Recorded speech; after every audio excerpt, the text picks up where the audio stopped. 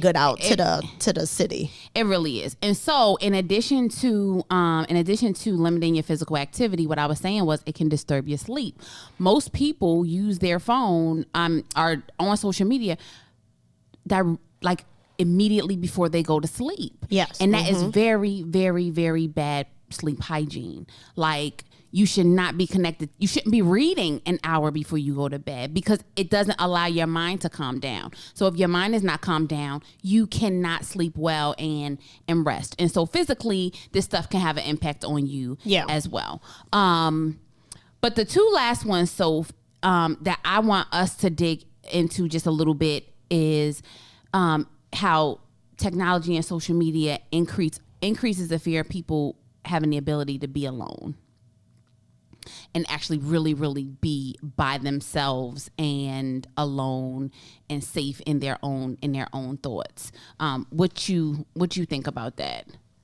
Messing with human connections, period. Right, because that's the one of the other big ones for me is that it just limits interaction. So limiting interaction. So some people feel like, oh, you ain't called me for my birthday. Oh, I said happy birthday on social media. So my friend and I, we had a joke the other day, and we were talking about somebody saying happy birthday. And we laughed so hard because we thought it was comical because we would curse one another out if we text each other or said happy birthday through social media to each other. I'm just old school with connection. Like, I like connection as much as I don't need you to really touch me. I don't like a lot of touch from everybody, but I do like to be in the presence of people. And even with dialogue, if someone is saying something, it was funny where someone is saying something or there is some kind of exchange on Instagram, I'm going to call you. I'm not going back and forth with you on there. Even if it is just to check in, I will see a family. You never had a social media beef with somebody? No. I never did either. No, And the funny thing is, even when I thought that someone was taking subs, I laughed because I was like, who the fuck is this for real? And I still don't know 100%. But when I even see someone post something, and I will still send a message to them and may not even say anything on there. I may say something on there, but I've also sent a personal thing like, congratulations, I'm really happy about this promotion for you. Like, oh, you look beautiful at the wedding. So even though I may see it on there, I still want to give a direct connection, but I do feel like it's a disconnect. And the bugged out thing is, happens to me, that say I know someone, but I may not been around them for a while because they still live in New York or whatever. When I see them, I'll forget their name and think about their Instagram name.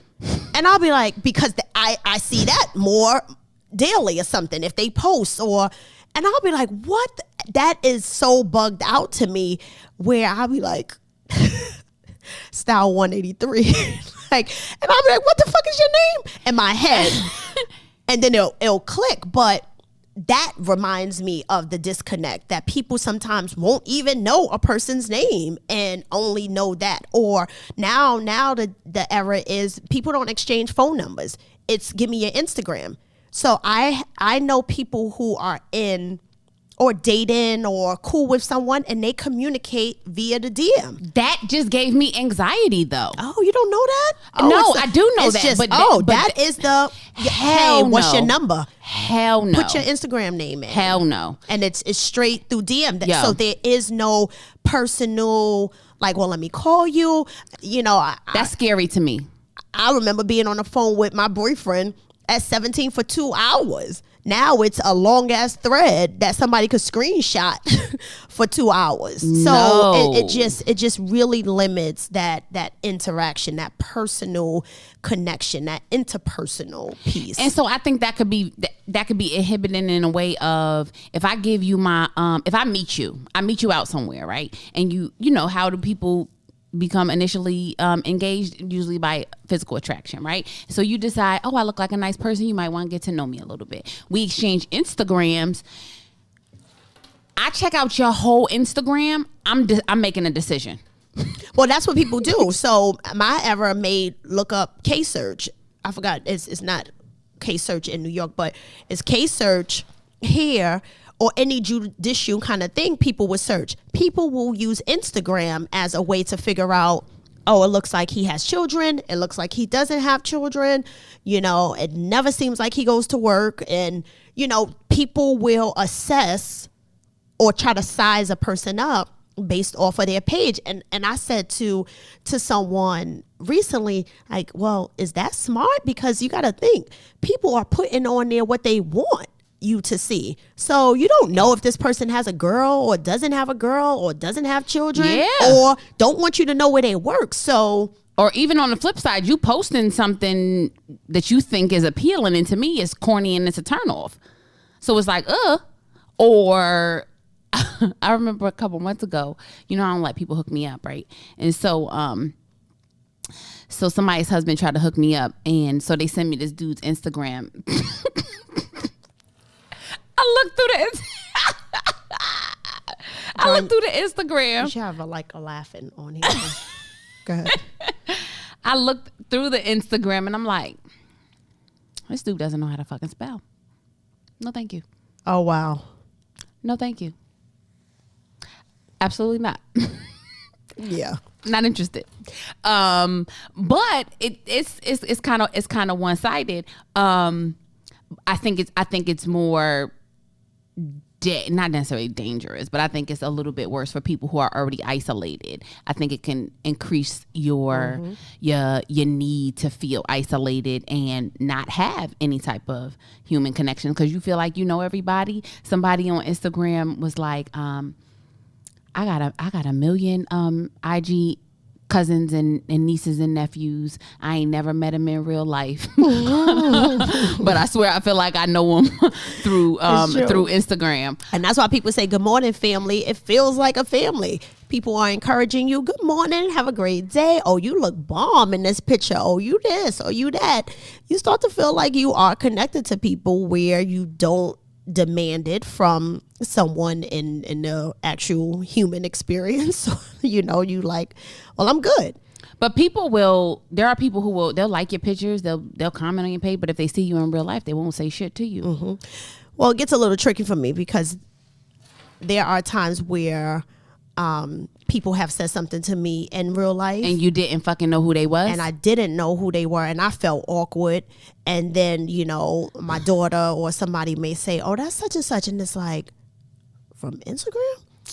And I'll be really impressed, like, oh shit, that was really good, because sometimes a person may feel like, oh yeah, I follow you because you are cousins with this person and don't really know you. But that's really bold to be like, well, fuck it, I feel like I know her, so I'm just gonna say hey. It just took me a second to catch up, but I was like, oh, that was pretty cool. So it's consuming our life. We can't run away from it. You can. You have a choice not we to can't engage. Because we try and build this business Well, too. I'm not saying me. I'm just saying in general, you have a choice to say, I don't want to be a part of this. You do. I chose for a very long time. No Facebook, no MySpace. I chose for a long time, like, I don't want no parts of this. And wasn't even quite sure why. I just was like, I don't want to. So for me, it goes like up and down for me. So initially I could be like, even at the beginning, I could be like, oh, I want to do it. But then I'll do it. I remember having MySpace and I remember setting up the page and I couldn't keep track of it. Mm-hmm. I couldn't I couldn't like stay as engaged as a lot of people could. Twitter, I only log into Twitter during like presidential debates so I can see the comments and the commentary from like other like Soul Dad and, you know, Roland Martin and stuff. Like that's the only time I really go on Twitter. But people actually communicate back and forth on Twitter, and I thought it was washed out, and apparently it's really not. Oh no. My college students tell me all the time, like, oh no, because Twitter showed. I'm like, I didn't know that still was popping like that. I didn't either. I can't keep up with Snapchat. I think what Snapchat. So I just can't. Snapchat changed their thing. They were bold. So now you can only see like who you follow or something like that, or it doesn't come up. Because when I first someone set my account up, I was able to see just whatever. Yep. And now you can only see who you follow. So I think Snapchat lost a lot of people based off of that. Because first of all, I didn't even know who was following me, how to follow, or anything like that. Yes. So it was random. I could see Kevin Hart doing something and I would be cracking up. So it was entertaining to me for a long time because it was, not people you know. It was people you knew and then others kind of thing. And now you would have to go to their stuff. Now it's very weird. So I think that's when people was like, oh, I'm not doing this anymore. I think that's when I got disconnected too. Even with Instagram at the beginning of the year, I was like, oh, every time I post, I'm gonna post 3 pictures at a time. Yeah. And I was doing it for a little while. Like I wanted this pattern. Because people be having these like patterns. Yes, I remember you say I'm doing 3 at a time, and I was like, "What that mean?" And you was like, you just do 3 up. I'm like, I don't get it. I don't know. And you was like, you don't know the like people had these like patterns or whatever that you could. I don't know how they do it, but I don't even know the last pictures I posted pictures last week. But I couldn't keep up with it. Like I just let me tell you how ridiculous I am, right? I'll post a picture and not be on it. Like I posted a picture of me and my friend the other day and she was like, oh, did you see that such and such said whatever? It was so sweet. And I was like, no. She was like, it's on your page. And I was like, oh shit, I forgot. Like I posted it in the moment like, oh, this is cute. I'm really loving this. And never went back to it. When I went back to it, I was like, oh, so sometimes I'll be like, I wonder if people think that I'm ignoring their comments. I'll fuck around and not go back and do it. Like I'll just post it and not even continue to go through my timeline. It's so dumb how weird I am with Instagram. Now, sometimes I'll be like, oh yeah, this is cute. Do this and then put it down and never touch it again. Like it's almost like I don't even want to be connected to what the fuck is about to happen. But I did it. It's attention span. And so, as we kind of give takeaways, because social media is not going anywhere. So okay, it's not going anywhere. But we want people to continue to be wholesome people and to be in tune with themselves. I think something that we didn't mention, I'm surprised you didn't say this though, Soph, is technology can inhibit our enjoyment of things. And so I remember when I went to the wedding, I was not posting this traditional African wedding that I went to in August. I wasn't posting anything, and everybody was like, "What you didn't have a good time? You wasn't posting nothing." And I'm like, that's why I wasn't posting, because I was trying to enjoy it. I was trying to be into all of everything that was happening. I was really, really into it. So I didn't post until maybe a day later or whatever the case was. But birthday parties, you could be giving your child, sweet 16 or whatever, and you so busy trying to capture it on Instagram that you're not really enjoying and being present in the moment. And so I guess my thing is, because I think it's very important, is if you find yourself so engulfed in social media and not enjoying important things, put it down. Yeah. Put it to the side. Yeah. I feel like you should put it down at some point, period, regardless of... Because one of the things that usually comes up for me is when you find yourself overly comparing, put it down. But then I'll say that, and then I'll also say you're not present in the experience that you're having, put it down. And then I'll also say that, you're distracted, put it down. So my new thing that I've come to is just put it down at some point, period. And even if, you are whole adult, you get to decide what that looks like for you. So even if it's once a month, like, okay, one whole day I'm kind of fasting from this, or every 3 months it's like, okay, I'm fasting a whole weekend, or I usually will get rid of it during Lent or just whenever I feel like it.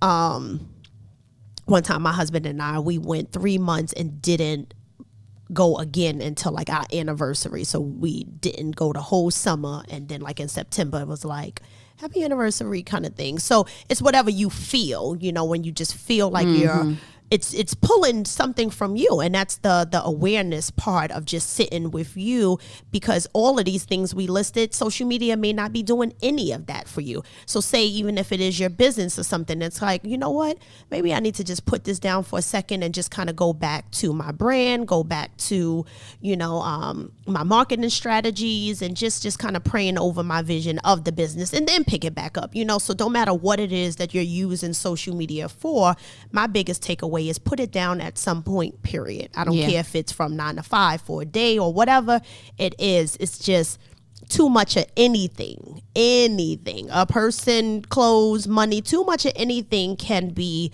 problematic at some point. So yep. Just kind of choose when and how, what that looks like for you. So for me, if even in addition to taking space from it and taking a time out from it, I think it's the psychotic thing that people do is they'll be aware of things on social media that kind of feeds insecurities, feeds inadequacies, and keep looking at it. Like, won't stop looking at it. Like, they're glutton for punishment. Exactly. You know that looking at this model's page makes you feel like a fat slob. Block it. You don't only have to use the block feature when you're being like intimidated or threatened or somebody's being mean to you. Block some shit that's not conducive to your mental health and wellness, so that you don't keep feeding the negativity in your life. Yeah, that's one of those ones that's a little hard to do, because sometimes people will go, even though it's making them feel inadequate, they'll say that it's motivating them. Like, you know, if I look at it every day, it's like, okay, I'm going to lose this too, because this person lost these 30 pounds doing this diet. So it's motivating, but it's hurting more than it's helping. But you still trying to convince yourself. Like I said, just a glutton for punishment at times. You keep going on to your ex-boyfriend, new girlfriend page. Why? Why? Yeah. How is that gonna be conducive to your mental health? Not at all. Not at all. And the biggest thing about social media is it's a caption. You're capturing a small moment. You know, there are times that people will say, "Oh, you look so happy," or "Oh, you look so sad," or "Oh, you look," and it's like, yeah, in that moment, I may have been any of those, but that is not indicative of my life as a whole. You know, it's like, oh, I'm not every moment happy. I'm not every moment sad. You know, it's just one capture. It's a snapshot of that moment. And sometimes we create the story that they look so happy, or this child is so well behaved, or this is that. It's you know, when people say Instagram is a lie, like, I wish we could play that, but we don't have the rights to it. But Instagram is a lie, and it doesn't necessarily mean a deception where I want you to think that, you know, my son is reading at a 3rd grade level. He's in fucking kindergarten, so he's reading books that has his sight words in it. He's not this genius, you know. So it's like, but I could put this on here, and it's like, yo, he's 5 and reading like that. That shit is fake. He's reading at his fucking level, like, you know. So don't create the story of someone else's life. Think about you. When you posted that picture, that was a moment. People will do a whole video of a party, and I'll be like, oh, how that shit was. They be like, that shit was dead. I'll be like, well, your section looked lit. And because it was 6 people over there. I feel like Instagram is like how I told you guys I feel about statisticians. You know, you get to skew it and make them numbers look how you want to, even though the numbers don't lie. You were actually at the party, whatever, but you get to make it look like however you want it to look. So stop creating the story of someone's life. Narrating someone's life, because usually, again, it feeds into those feelings of inadequacy, when in all actuality that may not be the case. And so I think the biggest thing is taking space from it and deleting it if you need to. We didn't get to how social media affects relationships. That's a whole nother boat. Yep. That shit can tear it up. So that's definitely a whole conversations. Sophia, how can our listeners, and this is rhetorical,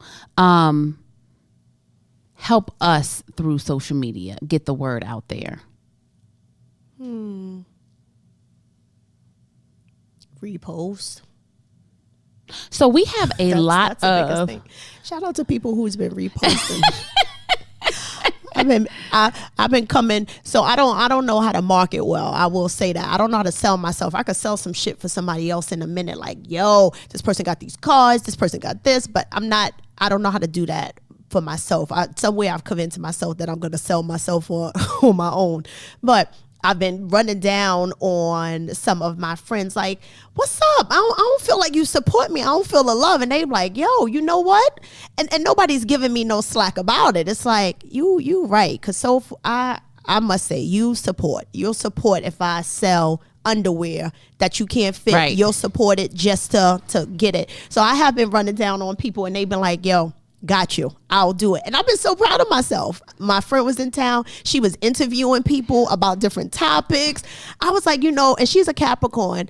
I need her energy, but I also know she knows how to do it for somebody else and not for herself. So that's how reposting and just sharing the word. She was taking people's phones and saying, oh, what do you have? Oh, let me subscribe this for you. And I'm like, oh my gosh, it was so bold. Just putting in the podcast in their phone. Oh, follow them on this page. It was so bold that I was like, oh, friend, I need to learn how to do this. Yeah, so I still feel good about us. We are it.